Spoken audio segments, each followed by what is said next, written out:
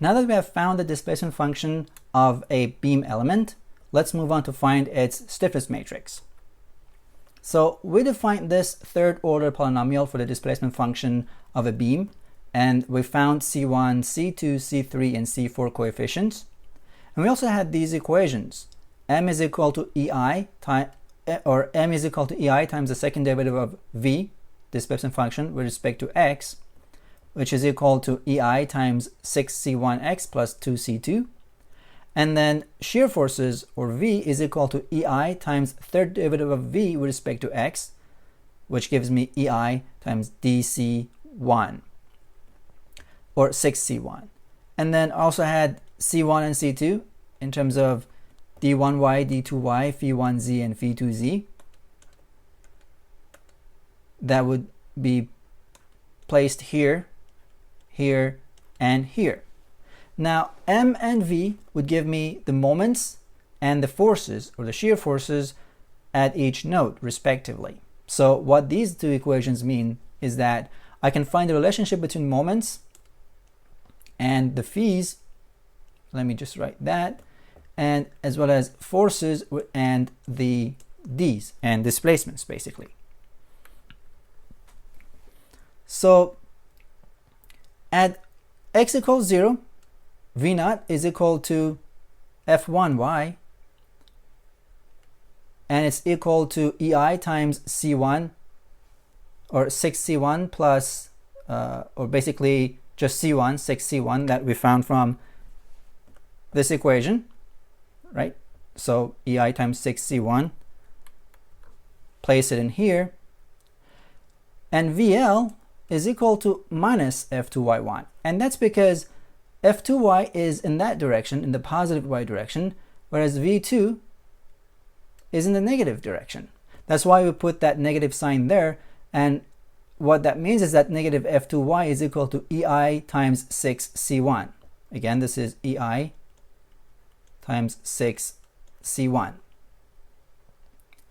Now we have to apply the moments as well. So if I go back, the moment is a little bit more complicated. It has 6C1x plus 2C2. If I put x equals 0, this one will be cancelled out. I only have 2C2. So if I take a look at there, M naught would be equal to minus M1z. Again, here is counterclockwise, which is positive, but M1 is clockwise. It's negative. Positive, negative. So we have this negative sign in here, and it becomes equal to EI times 6C1 times 0, that becomes 0. And 2 times this is C2 from the displacement function. Now if I put L instead of X in that equation, M2 becomes this, EI times 6C1 plus 2C2. And because here M2 is positive, because it's counterclockwise, and M2 is positive here as well, we have the positive sign. These equations look very overwhelming, but we can rearrange them and write them like this. Now F1y becomes this equation with respect to, or as a function of d1y, phi1z, d2y, and phi2z. And same is true for m1z, phi2y, and m2z. So we found these long and overwhelming equations by inserting x values in displacement function, and found these rearranged nice looking equations that would relate the forces. These are nodal forces here to nodal displacements, d1y, phi1z, d2y, and phi2z. Now we can write this in terms of a matrix. If we rearrange that into a vector format for the forces, so this is the nodal forces again, and we rearrange the displacements like this for nodal displacements, we can write this equation, or this matrix. 12 is the coefficient of d1y for f1y, 6L is the coefficient of d1 phi1z, minus 12 is the coefficient of d2y, and 6L is the coefficient of phi 2z. And if you multiply this row with the vector, it gives you f1y.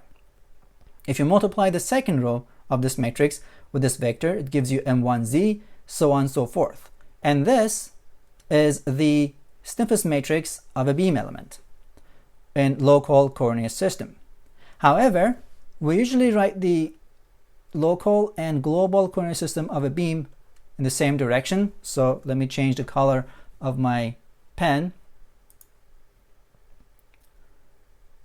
to draw two different coordinate systems.